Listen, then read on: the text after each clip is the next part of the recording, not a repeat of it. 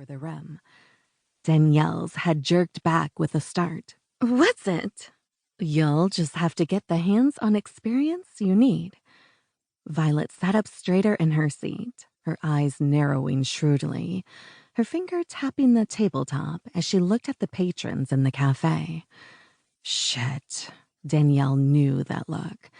Violet was on a mission, and once she went into fix-it mode, there was no stopping her. She leaned forward and rapped her knuckles on the table to get her attention. "If you're suggesting what I think you're suggesting, forget it. It's the perfect solution. 2 weeks of hands-on training to give you the experience you need before the summer semester starts." She pointed to the guy she'd been admiring earlier. "What about him?" "Oh, hell no." Danielle grabbed her friend's hand and pushed it down. "I am not going to walk up to some random guy and ask him to have sex with me," she whispered between clenched teeth. "Okay, then, how about a not-so-random guy?" She groaned. "Stop. Just stop, okay? This isn't going to happen." "Of course it is. It's just a matter of with whom." The bell over the cafe door jingled. To keep from reaching across the table and choking her dear friend, Danielle picked up her drink, took a sip, and glanced toward the door. Oh my God, was that Jack Ryder? Jack Badass Ryder. Her blood flowed thick and heavy as the hottest guy from her high school stepped through the portal. Like a dim-witted moth drawn to a light bulb, she let her gaze rake over him as he strolled inside the cafe. She'd had a thing for him back in the day, but the star quarterback had been way out of her league in high school, and from the looks of him now, that much hadn't changed. She'd heard about the ligament injuries that had sidelined him recently, but outside of catching a game or two on TV, and that one Christmas she'd briefly spotted him buying cold medicine at the nearby drugstore, she hadn't seen him in person since he left Florida and went to college on a football scholarship. She gave him a once-over, twice. He was hotter than ever, which was really saying something.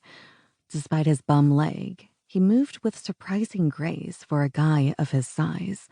And while she tried not to stare, for the life of her, she couldn't seem to tear her gaze away. She swallowed against a suddenly dry throat and took another gulp of her drink, her body warming in the way it always had when he was in the vicinity. In all her years, no guy had ever affected her the way he did. "Is that—" Violet began, and then stopped, her head bobbing back and forth between Danielle and Jack when Jack flashed a smile their way. "Oh my God." "Oh my God, what?" Danielle asked, trying not to sound as breathless as she felt. "That is Jack Ryder from the Seattle Kings, and you're hot for him." "No, yes. I mean—" "Well, holy shit. My little asexual friend is finally all worked up." She waved her finger up and down. "Look at you, all flushed and out of breath." Violet's gaze dropped to Danielle's chest. "And I just bet your nipples are hard." Danielle set her cup down and crossed her arms over her t-shirt, hoping to hide her arousal. "I am not asexual. I've just been busy, and I'm not all worked up." With a quick nod, she gestured to the fans overhead. "It's just the air conditioner." Liar.